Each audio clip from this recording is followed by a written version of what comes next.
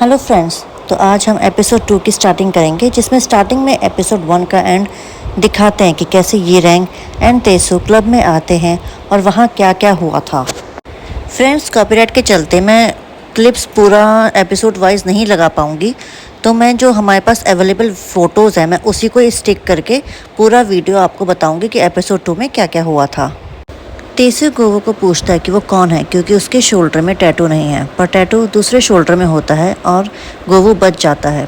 तेसु गोवो को बोलता है कि मैं तुम्हें कॉल करूंगा और तुमने कॉल पिक नहीं किया तो तुम्हारे ड्रग्स और स्मगलिंग का मैं पुलिस को बता दूंगा, और ये कह के वो चला जाता है।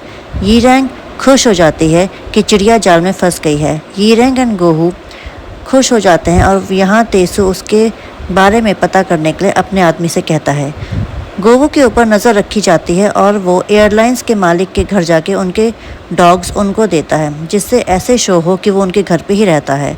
सोल में दिखाते हैं कि तेसु से यीरैंग और गोवो मिलने गए हैं उसके ऑफिस में, जहां वो उनको 2 बैग देता है कि फिलीपींस स्मगल करना है। तेसु कहता है कि बैग चेक करने की कोशिश भी मत करना और ना ही मेरा नाम लेना। दोनों एयरपोर्ट में होते हैं और गोवो नर्वस होता है। यीरैंग को पता होता है कि वहाँ तेसु के आदमी उन पर नज़र रख रहे हैं, तो वो दोनों अपना नाटक कंटिन्यू करते हैं और गोवो यीरैंग को नीचा दिखा रहा होता है।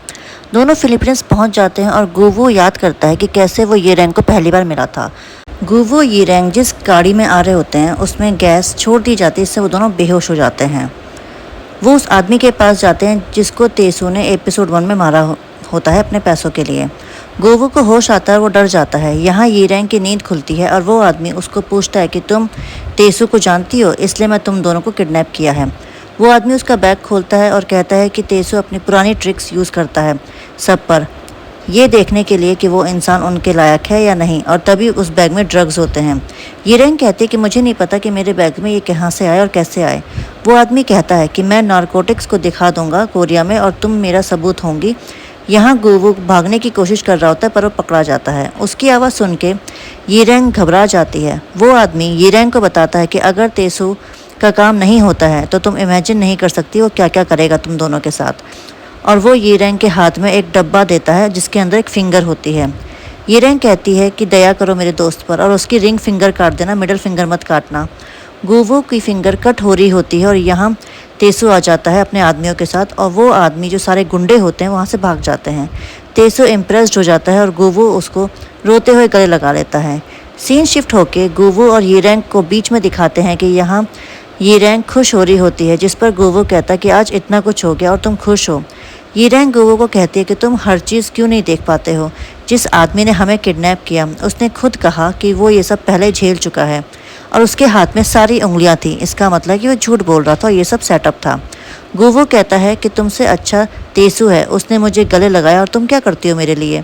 जिसमें यीरैंग कहती है कि जेम्स का हाल जिसने किया है वो तुम भूल गए हो। तेसु को यहाँ टैक्स डिपार्टमेंट से नोटिस आता है कि उसके सैंड फाउंडेशन में रेड लगेगी, और उसका आदमी उससे पूछता है कि क्या अब अभी भी तेसु को उन दोनों के ऊपर नज़र रखवानी है, जिस पे तेसु मना कर देता है। तेसु यीरैंग और गोवो को अपने गोडाउन ले जाता है और दिखाता है कि ये 50 बिलियन वॉन फ्राइडे तक मनीला वाले घर स्मगल हो जाने चाहिए, जिस पे यीरैंग कहती है कि ये बहुत बड़ा अमाउंट है और हमारे मेथड यहाँ काम नहीं आएंगे, जिस पे तेसु गुस्सा होता है।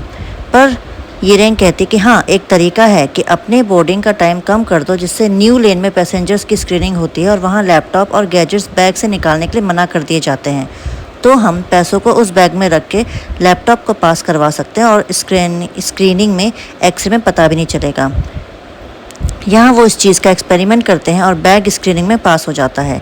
एयरपोर्ट में सबको अपने बैग्स के साथ साथ दिखाते हैं और कस्टम वाले गोवो को वहाँ से ले जाते हैं, जब वहाँ उनका डॉग स्क्रीनिंग कर रहा होता है।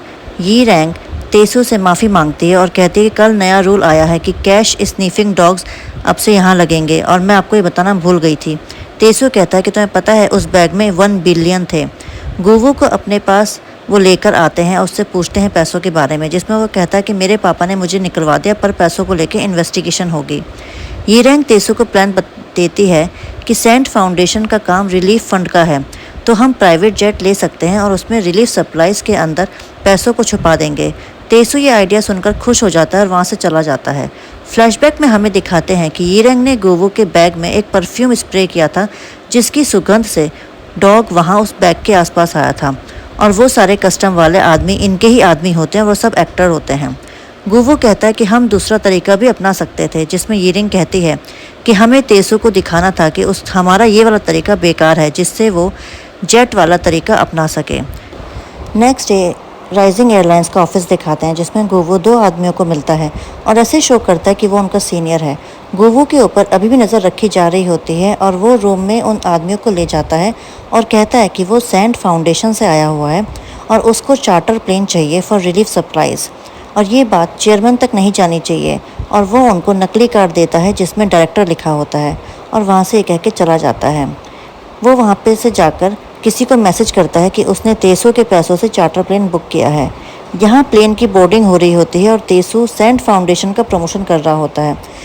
तभी उसका आदमी आके उसको कुछ कहता है। तेसू येरैंग और गुवो को उस प्लेन में चलने के लिए कह देता है और गुवो को लगता है कि कुछ ना गड़बड़ है। यहाँ येरैंग कहती है कि मेरा आज लक मेरे साथ है, तो ज़्यादा बोलो मत। प्लेन में येरैंग और तेसू को बताती है कि पैसों को एक साथ रख दिया गया है, तो तेसू दोनों को थैंक यू कहता है। गुवो वॉशरूम को बहाना बना के वहाँ से जाने वाला होता है और येरैंग भी उसके साथ चली जाती है। दोनों के पीछे पीछे तेसू भी वहाँ आ जाता है। तेसू अपने आदमियों के साथ वहाँ आके गुवो को पीटता है, जिसमें तेसू कहता है कि तुम्हारा प्लान बिल्कुल परफेक्ट जरा था जब तक ये नहीं हुआ होता। और वो गुवो को फ़ोन दिखाता है, जिसमें दिखाते हैं कि एयरलाइंस का नाजायज़ औलाद फिलीपींस में मारा जा चुका है। तेसू को कुछ वो इंजेक्ट करने ही वाला होता है गुवो पर, तभी प्लेन में टर्बुलेंस हो जाती है और सब वापस अपने सीट पे आ जाते हैं। प्लेन के इंजन में प्रॉब्लम आ जाती है, जिसकी वजह से इमरजेंसी लैंडिंग करने के लिए पायलट बताता है।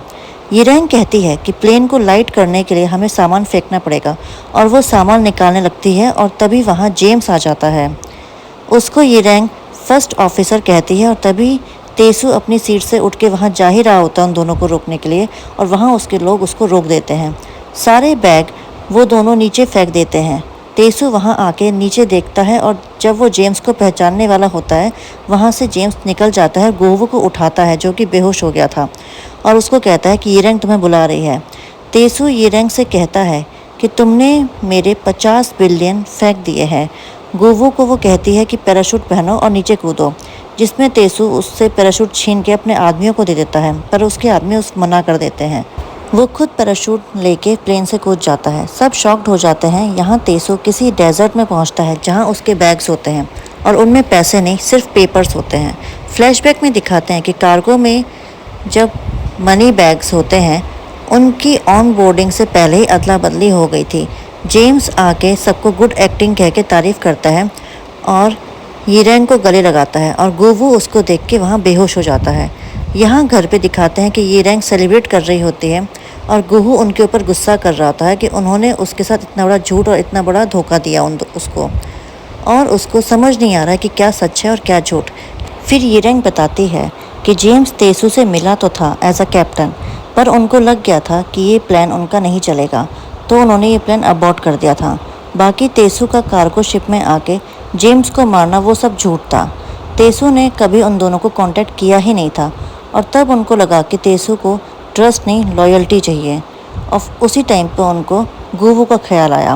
गुवो जेम्स को देखकर कहता है कि मैं मार खा रहा था और तुम आराम से हॉस्पिटल बेड में एंजॉय कर रहे थे, जिस पर जेम्स कहता है कि मैं आराम नहीं कर रहा था, मैं काम पे लगा हुआ था।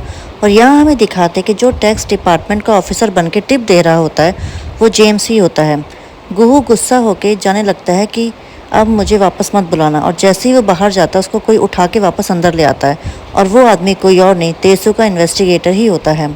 गुवो कहता है कि ये सब कब हुआ, जिसमें जेम्स कहता है कि मेरा जूनियर था और तेसू के लिए काम कर रहा था, तो हम दोनों ने सोचा कि हम दोनों साथ में ही मिलकर इस मिशन को कंप्लीट करें।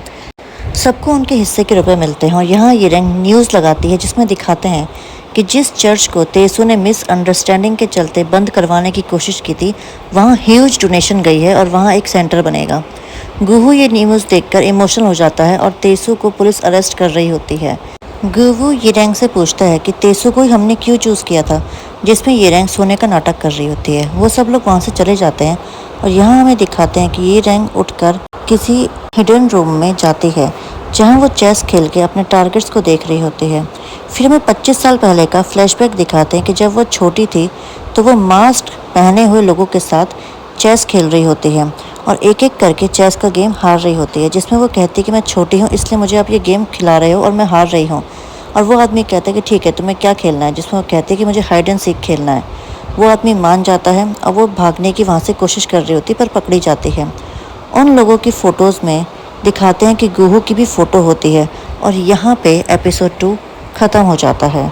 अब मैं ये सोचना चाहूँगी कि गुहू उन आदमियों के साथ मिला हुआ था या उन आदमियों के साथ वो भी एक किडनैप्ड बच्चा था, या तो उस आदमियों में से किसी का वो बेटा था। अब देखते हैं कि एपिसोड 3 में क्या ट्विस्ट आएगा, या गुहू की और ये रैंक की बैक स्टोरी क्या है, क्योंकि एज अकॉर्डिंग टू ये रैंक उसने गुहू को तब देखा था जब वो छोटी थी, और गुहू के अकॉर्डिंग उसने ये रैंक को तब देखा था जब वो बड़ी थी। अब बाकी नेक्स्ट एपिसोड में देखेंगे। अगर आपको ये रिव्यू अच्छा लगा हो या एक्सप्लेनेशन अच्छा लगा हो तो प्लीज़ चैनल को लाइक, सब्सक्राइब एंड शेयर करना ना भूलें। साथ ही साथ कमेंट ज़रूर करें। Thank you.